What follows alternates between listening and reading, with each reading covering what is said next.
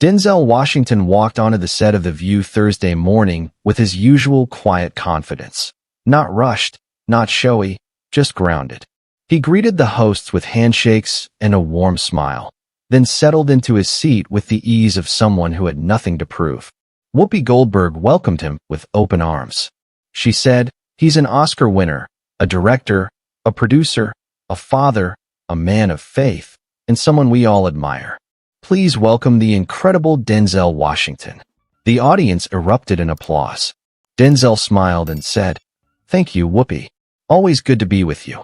Joy Behar chimed in. She said, "I think you're the only man who could make this whole table go quiet just by sitting down." There was laughter around the table. The first segment was light. They talked about Denzel's latest project, a film set during the Reconstruction era, exploring themes of forgiveness, generational trauma, and spiritual resilience. Denzel spoke thoughtfully, weaving in history and personal insight with each answer. He said, "It's not just a story about then. It's a mirror. It asks, how do we carry pain? What do we do with anger? And what's the cost of choosing bitterness over healing?" Sarah Haynes asked how he prepared for such emotional depth. Denzel replied, "I pray. I read. I sit in silence. And I listen. Most of the time, the work isn't about pretending. It's about remembering." The audience applauded softly. The air felt reverent. Sunny Hostin waited until the conversation turned to politics, slowly, naturally, as discussions of race and justice tend to do. Sunny said, "Denzel, you've often spoken about faith, values, and discipline, but you don't speak much about party politics. Why is that?" Denzel answered without hesitation. He said, "Because politics is noisy. It's loud. But values, those are quiet. You don't shout integrity. You live it. I don't align myself with tribes. I align myself with truth." The answer was met with approval, but Sunny wasn't satisfied. She said, "But in today's climate, silence can feel like complicity. Do you worry that avoiding direct political commentary makes it harder for people to know where you stand?" Denzel looked at her, calm but firm. He said, "I'm not avoiding anything. I've marched. I've mentored. I've put kids through school. I've shown up in ways that don't trend on social media. If someone needs me to yell my convictions to believe I have them, they're not listening. They're measuring volume." Sunny nodded slowly. She said, "But isn't there power in taking a side publicly? Especially when the issues affect the communities you care about?" Denzel leaned forward slightly. He said, "There's power in doing the work, not just talking about it." That answer should have been enough. But Sunny pushed again. She said, "So would you say your silence is intentional? That you've chosen not to comment on, say, police reform, immigration, or voting rights, because you think it's not your place?" Denzel didn't blink.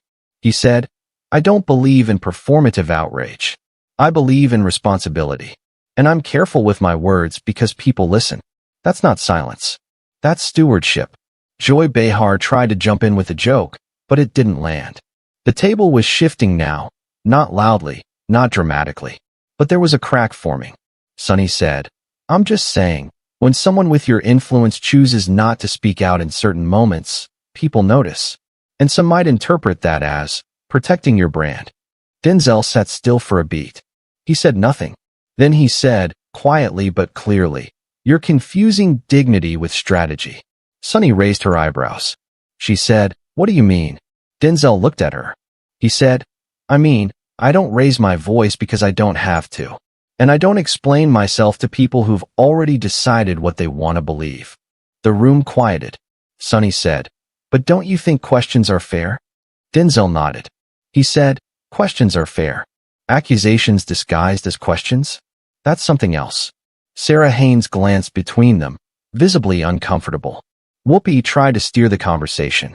She said, "Okay, let's pivot a bit." But Denzel didn't move. His eyes were still on Sunny.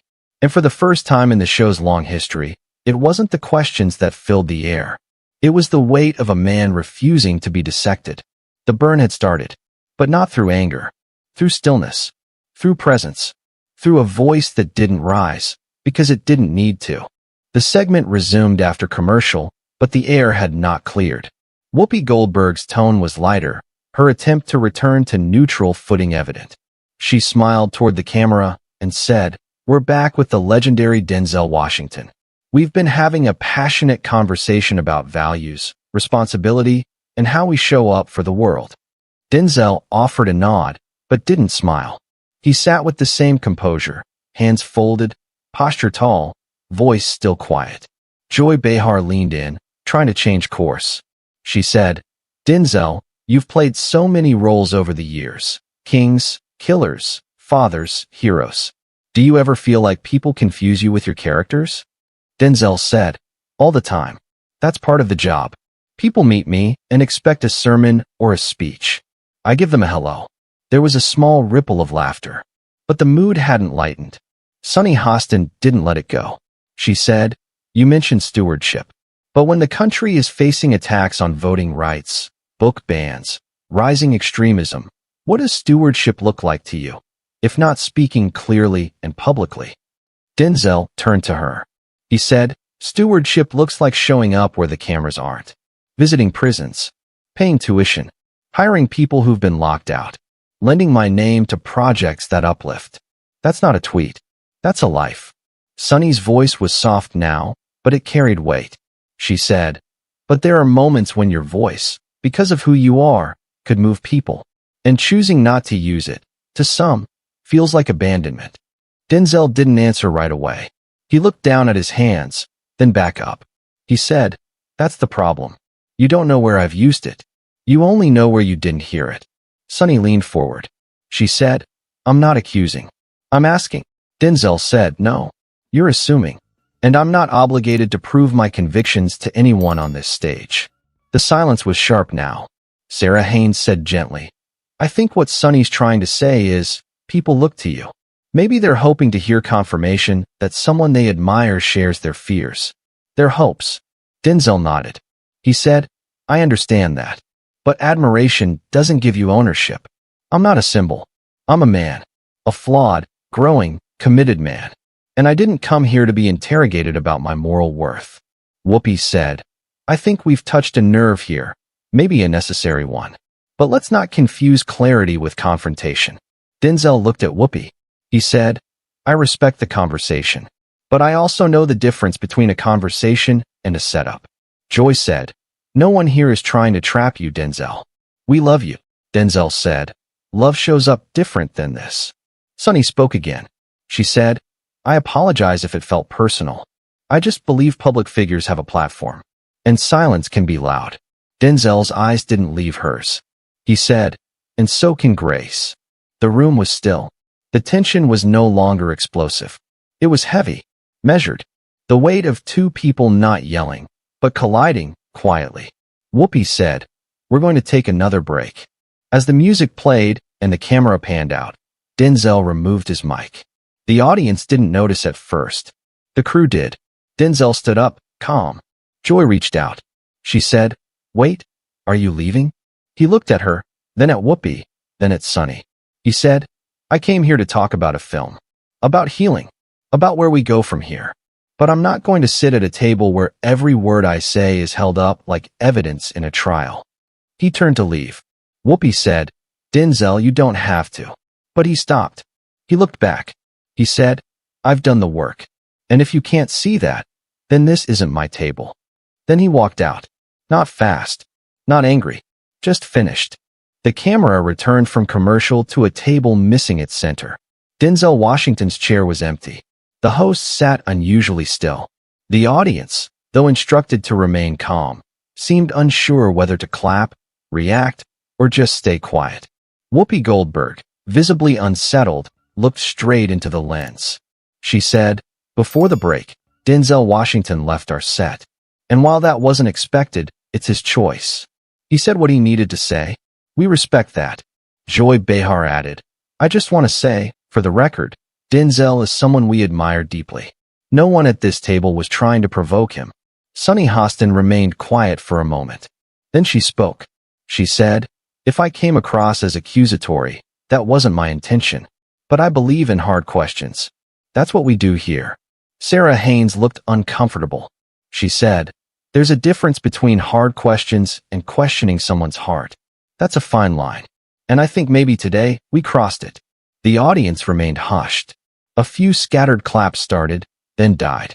Off camera, producers were scrambling. They had expected a segment on art, faith, and history.